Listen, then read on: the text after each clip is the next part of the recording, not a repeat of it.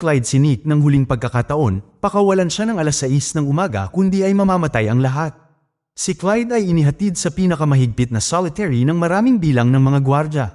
Nagkita sina Nick at Sarah sa isang bilangguan kung saan sila ay nagbabasa ng mga dokumento upang mahanap ang anumang mga pahiwatig kung sino ang tumutulong kay Clyde mula sa labas. Ngunit walang resulta, nagsimulang mag-alinlangan si Sarah kung tama ang kanilang desisyon sa pagtanggap sa deal ni Darby 10 taon na ang nakalipas. Ngunit sinigurado ni Nick na tama ang lahat.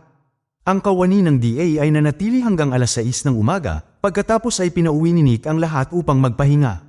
Nang buksan ni Sarah ang kanyang sasakyan, sumabog ang mga bambang nakakabit sa mga sasakyan na ikinamatay ng lahat, kasama na si Sarah.